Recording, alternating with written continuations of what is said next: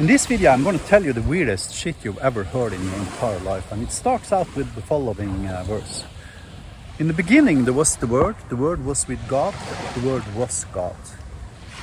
That is the gospel according to John chapter 1 verse 1, and also the source of Mark Zuckerberg's billions of dollars. You see, the Word is the protocol through which we human beings use to communicate with each other, implying him who controls the world has basically control over humanity, right? And this has been true for centuries. Ever since we invented the printing press in Europe, we've had different initiatives and activities from different actors trying to control the world. Maybe one of the more famous quotes in regards to this was Idi Amin, who publicly said, "Oh, we have free speech. I'm just not sure if I can guarantee free after speech." Right? And that was his means of controlling the world, using physical power and muscle power to make sure nobody would say anything badly about him that would result in people rioting and demanding changes. Facebook has been controlling the world for all practical concerns now for 20 years. And they have used that power on multiple occasions to literally overthrow governments. And regardless of what you think about Donald Trump, and please, I don't want to have a fucking Donald Trump debate in the comments below here, but regardless of what you think about that guy, there are a lot of like really highly senior, smart officials that are currently claiming that the current sitting president of the United States of America was actually planted there by Russian propaganda. Now, whether or not that is true is actually quite irrelevant. The point is, it's possible. It's very much possible.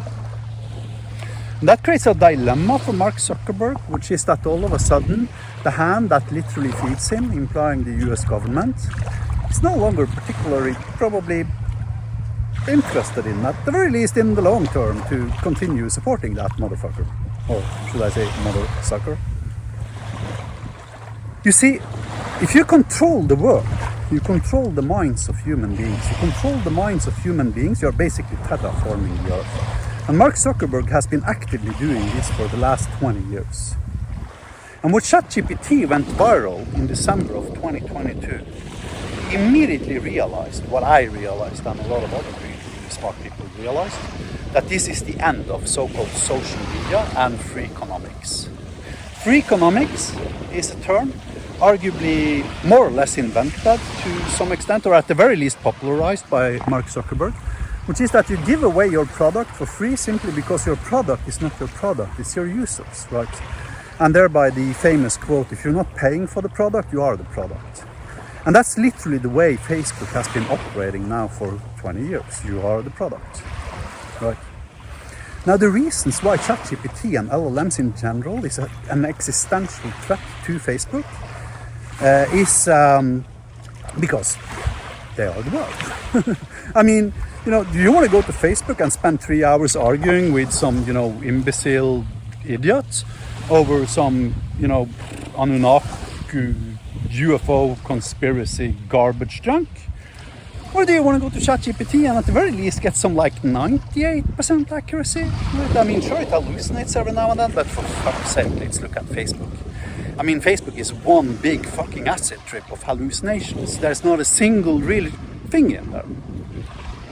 I mean, Facebook is the very definition of hallucinations. And you come and complain to me that OpenAI hallucinates?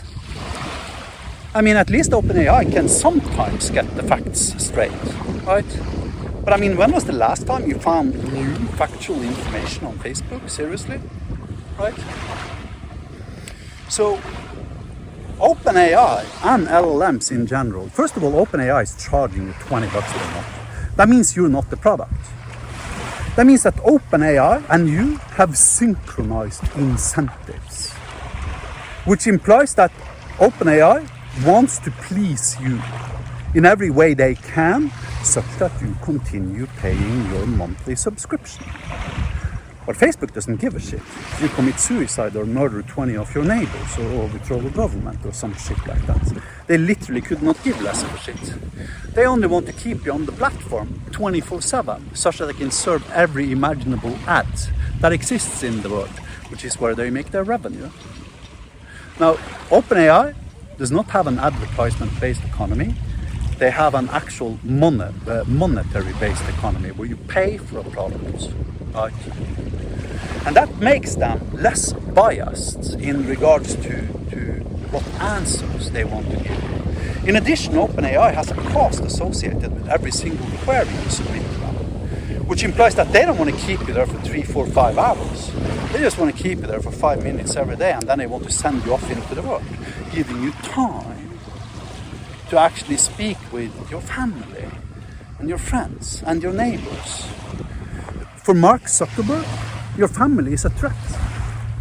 The fact that you can pick up the phone and call your brother or sister or mom or dad or whatever, that's a revenue threat for Mark Zuckerberg. So he's doing everything he can to prevent you from doing that, because he wants you to stay in front of Facebook and see more fucking ads. Right?